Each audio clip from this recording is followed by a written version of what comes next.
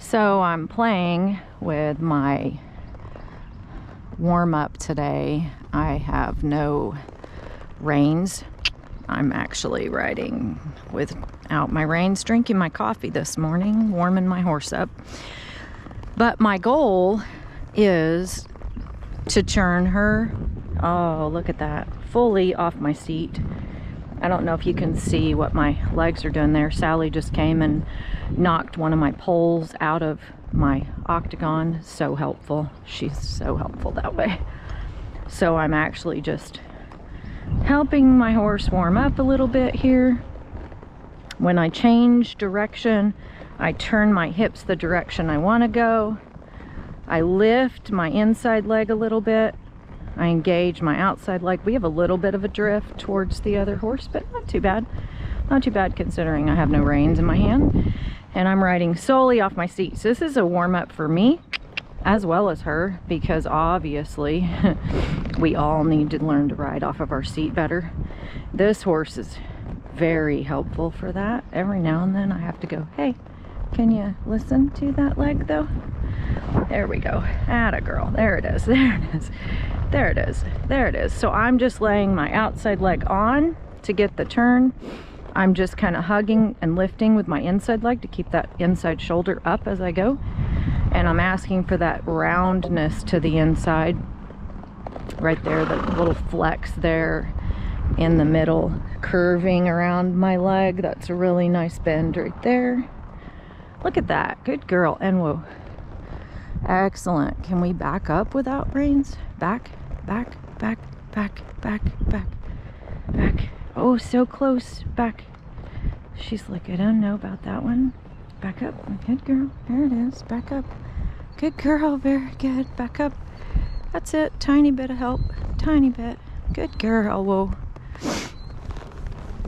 So my 15 minutes of warm-up this morning involves finishing my coffee. We're trying to beat the rain, so I have very little time. But what I wanted to do today was talk about rein management when we have split reins. So I'll get right to it.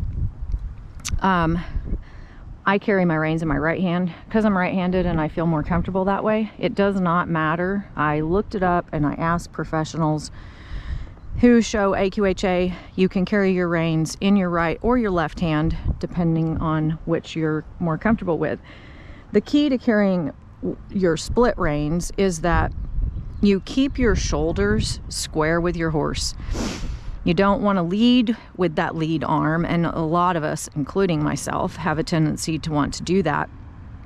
So I really work hard to keep myself balanced. When I tip forward, if you'll just sit on your horse and then lean one forward, lean one shoulder forward and then the other, you will feel what that does to your seat. So if you're riding in the split reins single-handed, it's real important to know where your shoulders are and to be able to control the balance in your shoulders so that your seat bones stay even and balanced as well.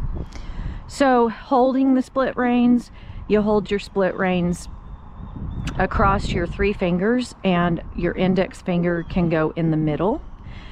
Just like with your snaffle rein or direct reins, which I showed in an earlier video, you imagine that you've got this box that kind of runs from the corner of your saddle here to just about my horse's point of shoulder and across. Just envisioning this box. This is my window for my hands to work.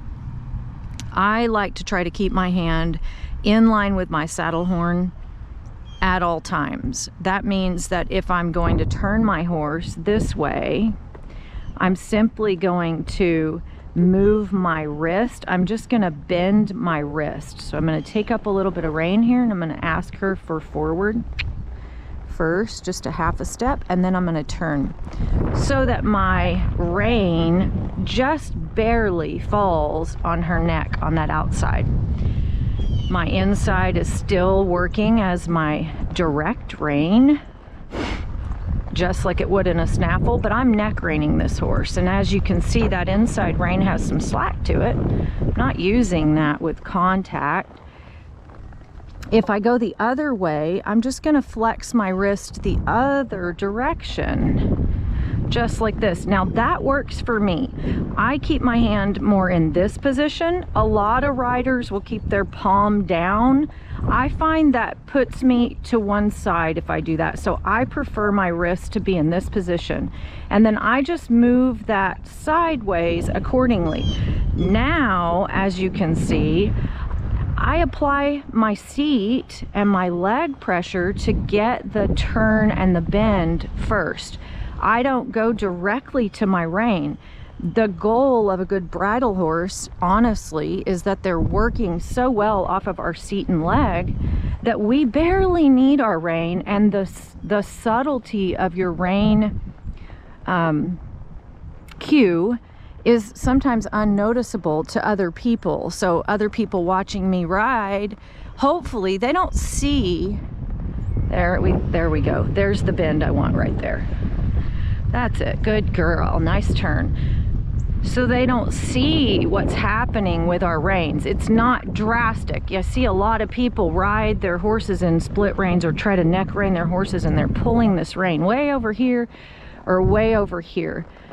Well, that's not a correct position, but it's also putting an odd tension on my reins. It's not a balanced rein when I do that. I'm actually pulling that outside rein on the horse's mouth, which is not what I want to do. I simply want to apply the rein to the neck when my horse is comfortable with that, knows what that means. I start teaching that in the snaffle. And then once they've progressed and they know what that rein on the neck means, I can follow up with it. But again, it starts from my seat and my leg. I turn my horse with my seat first, then I apply that rein as needed. So like this direction, this horse has a tendency to carry her head off to the left. I can simply encourage her to bend to the right by lifting my right leg just slightly and bumping her right at the girth with it. And when I do that, I get a nice right bend. She doesn't bend as well this way, so I have to work hard to balance her so she doesn't drop this shoulder in and lean into that right turn. That's a trick for her. She just has a little bit more flexibility to the left, and it's an easier way for her to go. So we work a lot on carrying herself balanced and not carrying her head off to the left all the time. It doesn't help any that I'm very uneven in my seat. My right and left legs are not the same length, and my seat bones, my pelvis is tilted to one side, so I have to work very hard to ride balanced so that my horse can be as balanced as possible. So right here's a good example. She wants to kind of drift toward the other horses over there. That was a really nice turn off of my seat. I didn't touch my reins. Really, really good girl, Tuckey.